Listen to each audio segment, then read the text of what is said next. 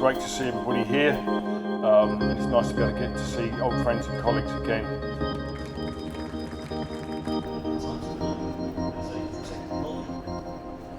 And our residents as well. You know, what we 30 stories worth of fire hose seems like a lot, doesn't it? Anybody wants to talk to Tom or I about what that looks like? Looking at penetrations, looking at the fire stopping elements we're putting in buildings. That's another sort of energy sustainable technology that sort of is great but works against us. It also burns the grass in my yard.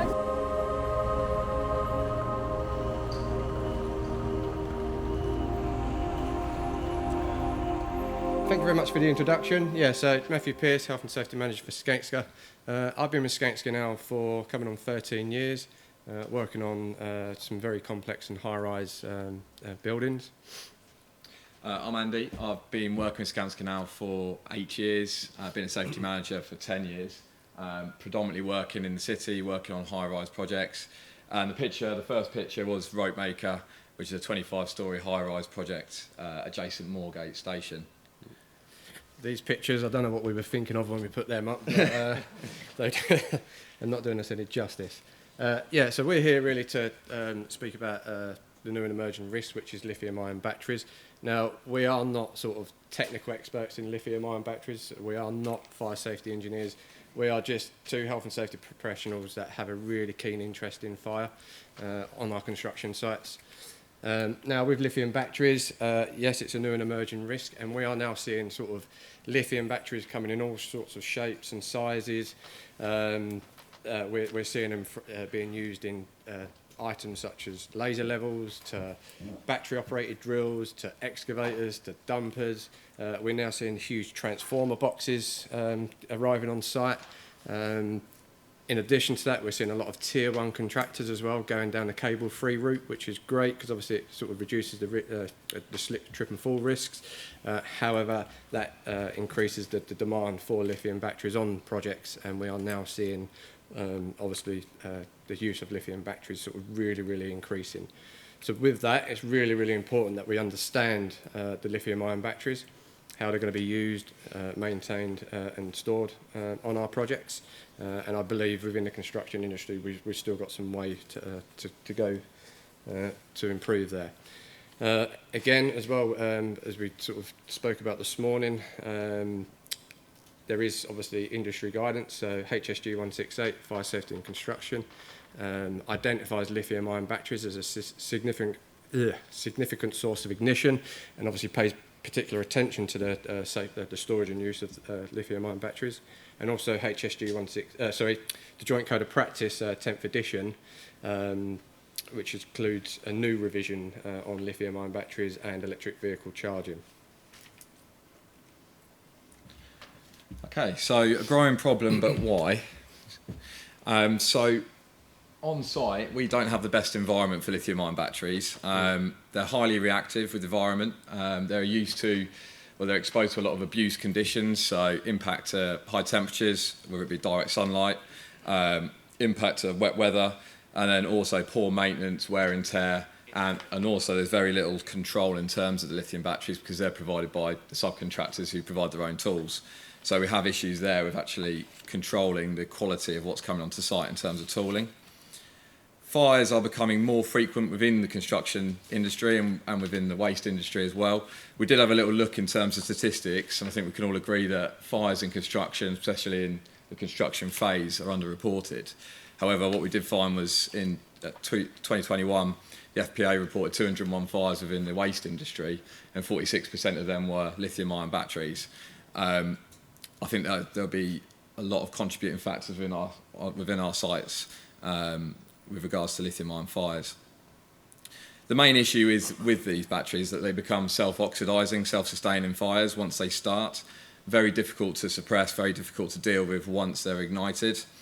And then on site, we keep tools together in tool chests, tool vaults. And again, if you have a fire there, you don't know what else they're going to ignite, whether it be fuels, material, combustibles.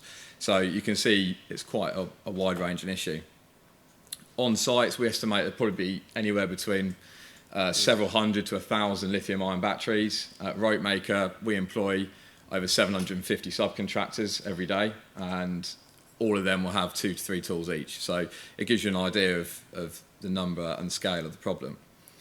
And then moving on, you've also got a lot of, in London, we have a lot of battery-powered, not only plant, as Matt touched on, but also transport. So e-scooters, which are prohibited for personal use, but we're seeing them obviously for private hire use. And then e-bikes, which are used on sites as well, where trade contractors like to charge them up in our temporary canteens, office space, etc. Lastly, we don't really provide arrangements for this equipment. We ban e-scooters and we don't allow e-bikes on site, but we also don't allow a provision for it either. So that in itself allows for sort of unregulated charging, and we're seeing that. We'll touch on that in a few slides later on, where again you get abuse where trade contractors are trying to charge their equipment where they can. Okay. Now, obviously, often when we hear the term battery fire, we hear about a battery fire, we often hear the term thermal runaway. Now, due to time constraints, we did have another slide here which sort of went into the science of a lithium-ion battery and what happens when those cells break down and the chain reaction to other cells and the sort of the thermal propagation of the battery in its entirety. But we're just going to go sort of into the thermal runaway aspect of that, because that's pretty much the first indicator that that battery is obviously breaking down. Now, that is the chemical process of rapid heat and gas. Now, we believe the information is a battery can heat generate from anywhere 700 to 1,000 degrees C, so that's a lot, and it's at such velocity and it's very, very fast. It's way before the flames are even visible, and obviously the gases that are vented off, which are called the off gases, are very harmful as well, and can contain carbon monoxide, carbon dioxide, hydrogen fluoride, hydrogen chloride, hydrogen cyanide, sulfur dioxide, and hydrogen droplets. So this diagram here just really summarises what Matt was saying there. So as we reiterated earlier, you've got these sort of abuse situations where lithium-ion batteries are very vulnerable. You know, they don't like to be crushed. We often see, you know, those who work in construction, how do you dispose of a lithium-ion battery? Well, half the time, a trade contractor will put that in a bin, and then that goes away in a compactor, and then you have a waste fire. Penetration, so that's them being dropped. So I've had multiple instances where tools have been dropped from height, and then you've got damaged cells, and then all that needs to be is exposed to a conductor or water or something like that, and you'll again have an ignition situation. Overcharging, the batteries often are only limited to 1,000 charges. Now, on sites generally, they'll just plug them in and just leave that running, and there's no way really of monitoring that, overcharging of the battery. Overheating is pretty self-explanatory. We have a lot of work, direct sunlight, and those who were working on site in the summer last year, we achieved about 42 degrees centigrade on our terraces. So that's a significant heating risk. And then lastly, short circuit, and that's caused by damage to the cells, but also we have issues where the damaged batteries are then put in toolkits with wire wool or shot fire and things like that, and we have makeshift bombs, so we have to watch out for that as well. These all contribute to thermal runaway, as Matt has said, and that gives off the off gases and smoke, which is acrid and very toxic. With that, you've got to think about, those areas. So we use battery tools on slipform rigs, for example. Well, trying to escape off a slipform rig is very difficult. You have other areas on sites which are very high risk, such as basements, where we have lots of fuels or combustible risks. They also, obviously, are at fire risk, and they also can be an explosive risk as well, which can have or give way to secondary fires from shrapnel and hot material escaping. So just to give you an idea here, and we hope this works, but this is just what thermal runaway looks like. Now, you can Google and find loads of horrific videos of lithium batteries going up in flames, but we thought this one would be the best one because it's quite it's a tool that we use day to day on our projects, and obviously it's a tool we use every day on our projects, and it really sort of just highlights the severity of it. So I think that's going to play there. So as you can see there, that's just a typical battery drill going into thermal runaway, and then just such a rapid rate there, we've got that sort of exothermic reaction of heat and flames. So Book your tickets now for the 8th International Tall Building High-Rise Fire Safety Conference, taking place alongside FDIC in Indianapolis, US, on the 15th to the 17th of April 2024. 3 days of world-class speaker presentations, debates and networking. Book your tickets via the website www.tallbuildingfiresafety.com. Early bird discount tickets will be available.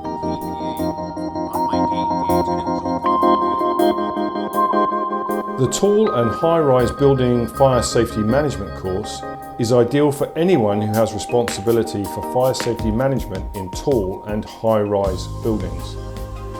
It is a 5-day intensive course with world-class instructors.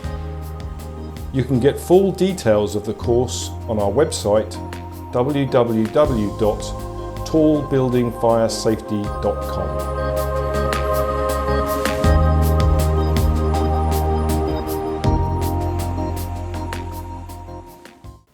Okay. Now, in Skanska, we like to be sort of open and transparent about sort of our events, and to be honest, we've been fortunate enough not to have any sort of real significant fires. Now, this is sort of my first experience of a lithium-ion battery fire on a project, and this was my project on Blossom Street in London, central London, and we were basically removing bins via a compactor. It was the first bin that we'd loaded into the rear of the compactor, and we immediately started to notice smoke sort of pouring out the back of the compactor. Now, as always, we'd always be dampening down the back of the compactors just to keep the dust down, so we were quite fortunate enough to be doing that. And obviously being located in Shoreditch, we were right next to the fire station, so the fire brigade were there with literally in minutes.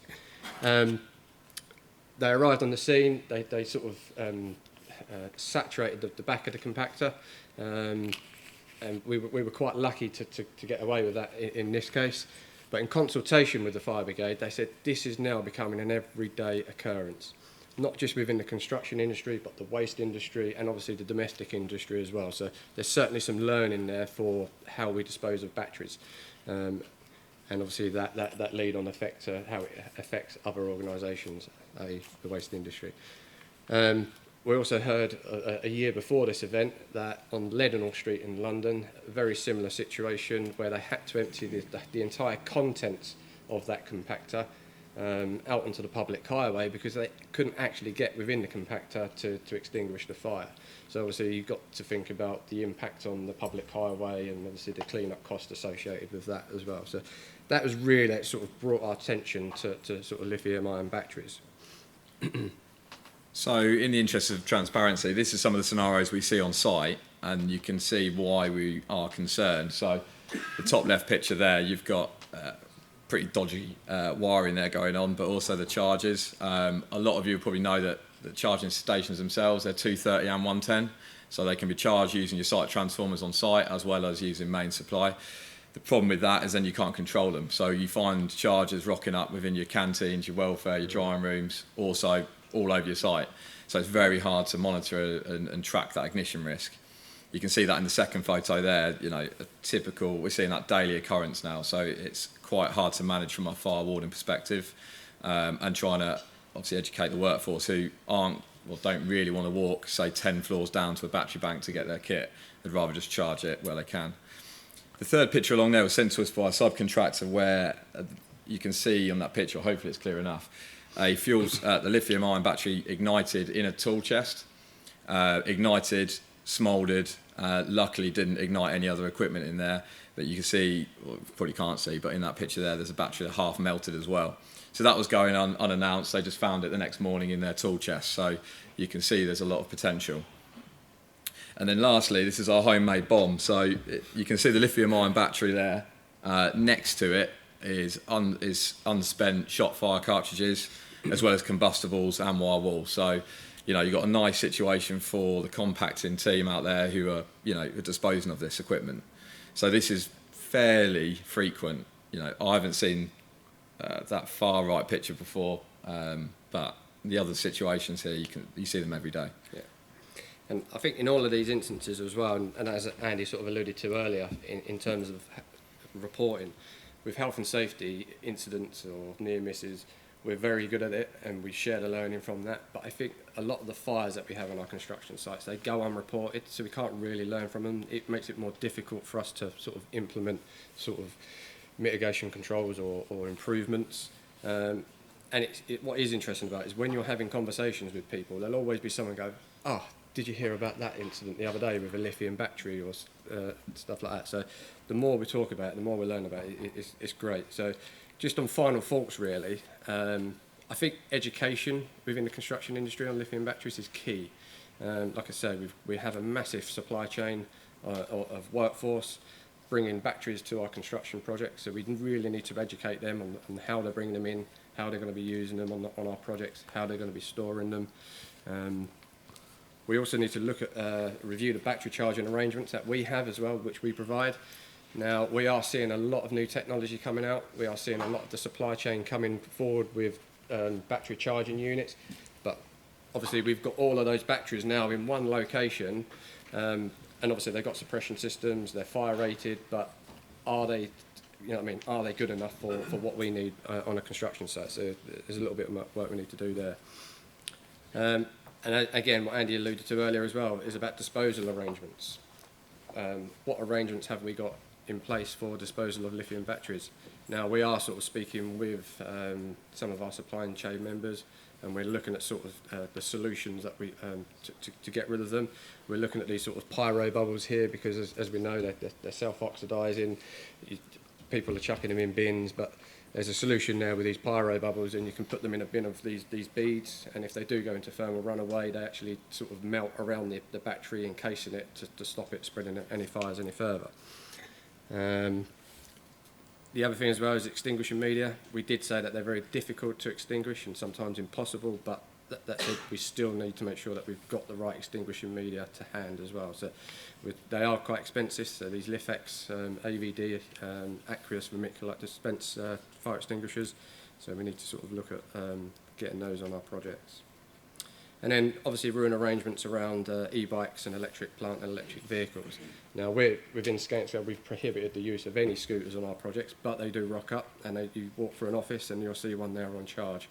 So we do see them. It is a bit of a challenge, and obviously the e-bikes as well. The e-bikes as well. So providing suitable arrangements for them, so they're not within the building under construction. They're in a suitable location away from the project. Anything other than that? No, that's it. That's pretty much us. All right, Questions? Andy, Matthew, thank you. I've got a couple of questions. You mentioned the 2021 figures from the FPA about the fires. I think you said 201 fires, and just the waste, the waste disposal area, 46% of them lithium-ion. So that's about 100 cases there. We did have in the residential setting, we've got the London Fire Brigade in 2021. So just looking at London, had over 100 incidents of domestic fires, now largely based around e-scooters, people charging e-scooters in their houses, question the quality of the scooters that are being used, sometimes question the batteries that they're getting, question the charging units. So it's a real risk around that. So I think it's probably something that we do need to be a bit more conscious of in the building sector. We've got NFCC guidance around the use in residential, specifically around the use of e-scooters and lithium-ion batteries in residential settings. Is that something that we need in the construction sector? Because we've obviously got it touched on briefly in the JCOP and the health and safety guidance, but do we need something clearer? Yeah, so I think it needs to be practical. I think HSG 168 touches on it, and it is a new and emerging risk, although it's been around for about 5 to 10 years. I'm not sure how. A lot of this is about implementing it, and we're limited by the type of our workforce. So, for example, just at Ropemaker alone, we've probably had about 6,000 operatives go through an induction, bring their own equipment onto site. We don't control that equipment, they bring it in. And so there's arrangements around how practically we manage that. So I think, as Matt alluded to, in terms of appropriate storage, appropriate fire suppression, appropriate education, but in practical terms so that main contractors can implement it, I think, so we can have a bit of a blueprint or a visual standard of what that looks like, that would be great. Yeah. But I think at the moment we're sort of guessing at it, trying to make the best of it. It's always the case of policies and procedures and training, how you then monitor adherence and enforcement. and what the insurance implications are. Because, you know, obviously if insurers might take a view on this as a risk on sites, you might start to see that imposed as a condition that there's some way of actually properly dealing with this and mitigating the risk. So that might be something that comes out of this, because it's the classic situation of the way that, you know, insurance coverage works. It responds, it looks at a risk, it then wants to pass some of the responsibility onto those it's insuring. So it's quite a circle that we have to live in. Okay. Thank you very much, Matthew. Thank you very much, Andy. I think now we've got. Yeah, we're just going to tee up a video. Thanks very much, guys. Okay, that's great.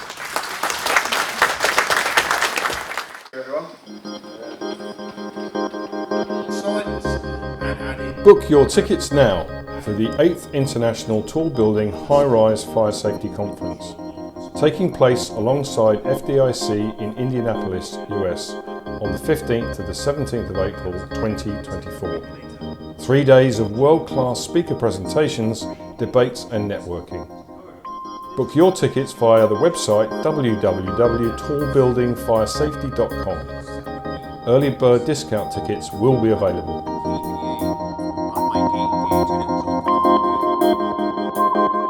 The Tall and High-Rise Building Fire Safety Management course is ideal for anyone who has responsibility for fire safety management in tall and high-rise buildings. It is a 5-day intensive course with world-class instructors. You can get full details of the course on our website www.tallbuildingfiresafety.com.